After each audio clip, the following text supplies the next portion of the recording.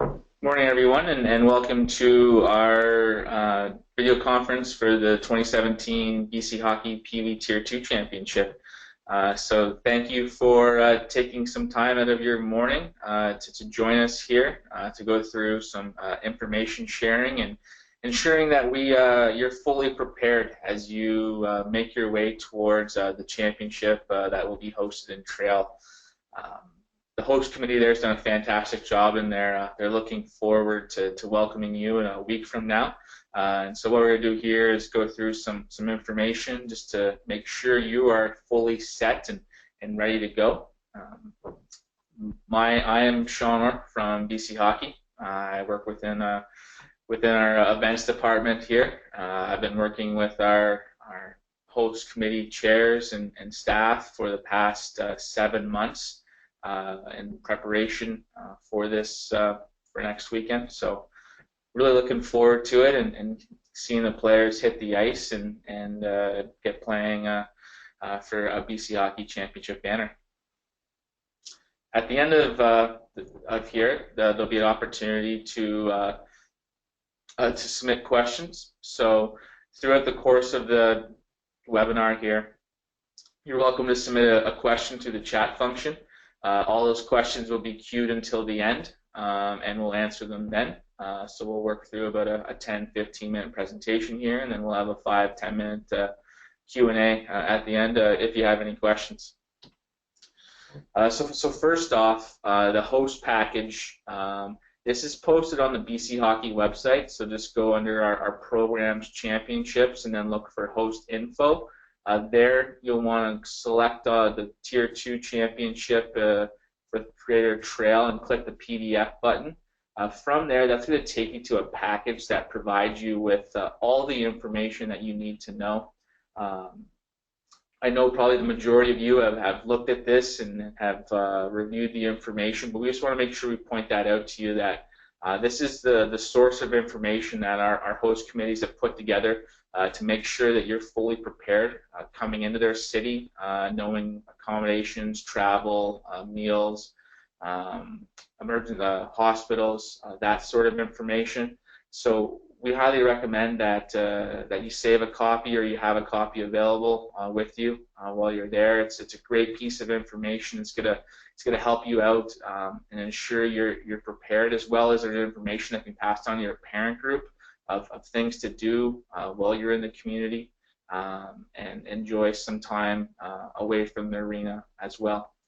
So again, the host package, it's posted on the website, and we highly recommend that you review, and the host committee and Trail's done a fantastic job with theirs.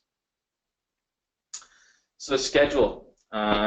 So the Pee Wee Tier 2 Championship is a 9-team event. So the 9-team event is 2 pools, a Pool A, Pool B, with 4 teams and 5 teams within each respective pool. That schedule and information has now been posted on the championship website. So if you click the schedule scores, you'll see the graphic on the left-hand side there. You simply click Pee Wee Tier 2, then that takes you to the schedule. The schedule on the right is it's not the Pee Wee Tier 2 one, just to clarify. It's just a copy of one of the schedules I pulled to illustrate what it looks like. As well, information will be posted, our schedules and player info will be posted on our mobile app for scoring.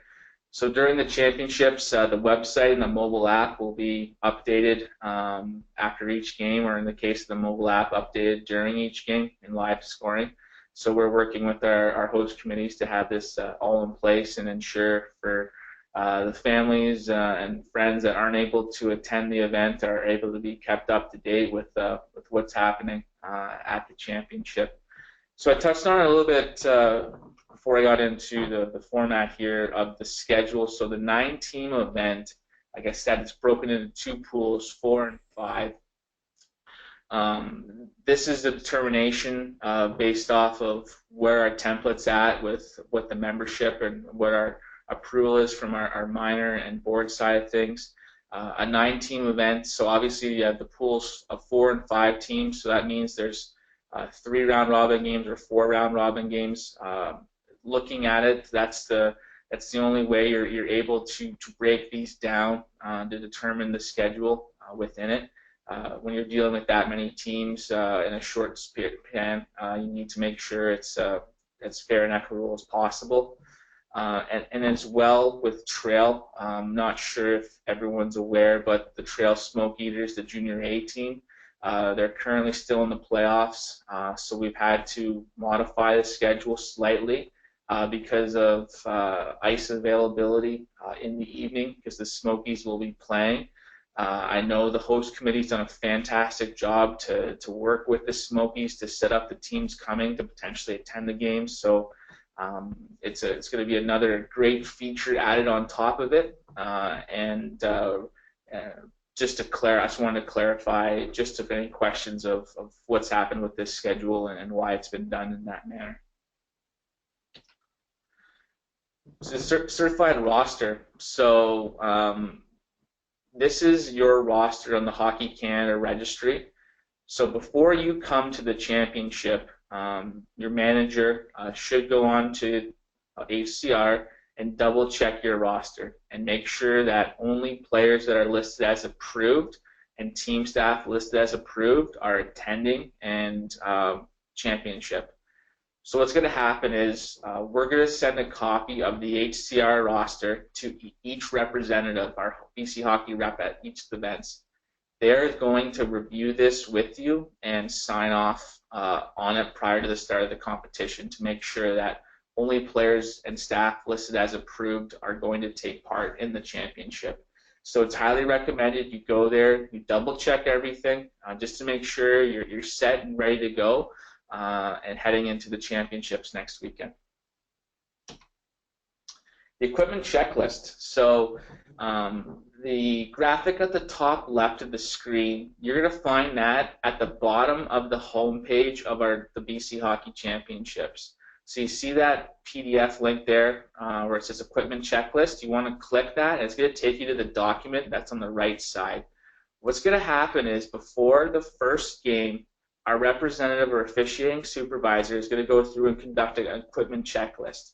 This is done to ensure safety for participants and that legal equipment is being used. So you're going to see there what they're looking for each piece of equipment to make sure that it's in place.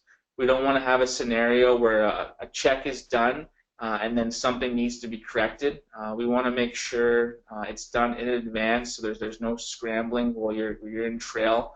So we ask that you go through, you send this to your parent group, you make sure that they're aware what needs to be in place and that everything is set. If you have any questions on that, on the equipment, please email our general email account, which is championships@bchockey.net, and we can work with you if there's any concerns or questions that you need before we head into next weekend.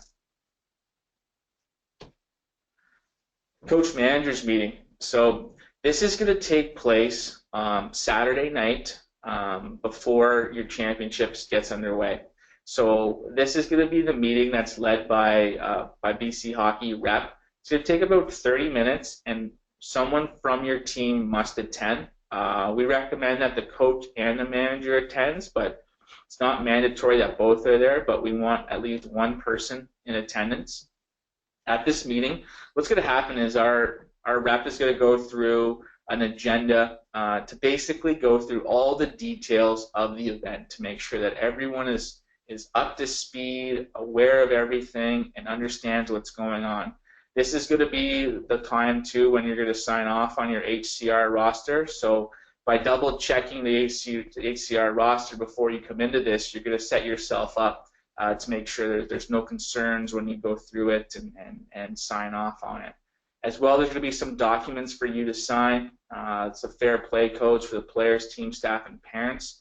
So what these are is documents to lay out what we expect fair play. We understand that it's a highly competitive event when you're playing for a BC Hockey Championship, but we still want to encourage that we're creating a positive environment on and off the ice.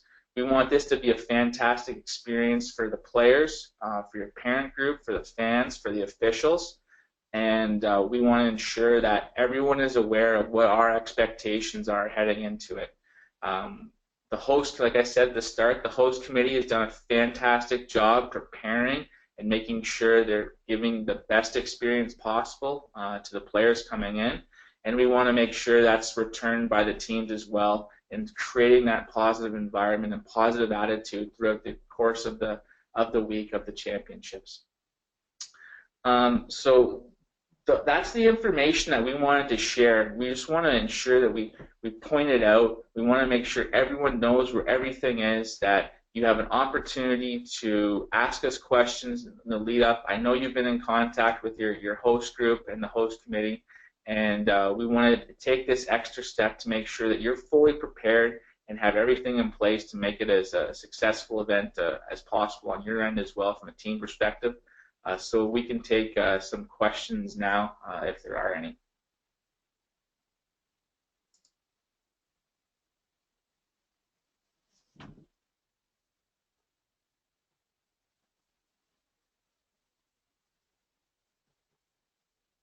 So it doesn't look like there are any right now. If you have any, after you've thought about this a little bit further, like I said, you can email our championships@bchockey.net email account, and we'll get back to you. And if not, if everything's good on your end, we wish you the best of luck next weekend, and we hope you have a fantastic time in trail.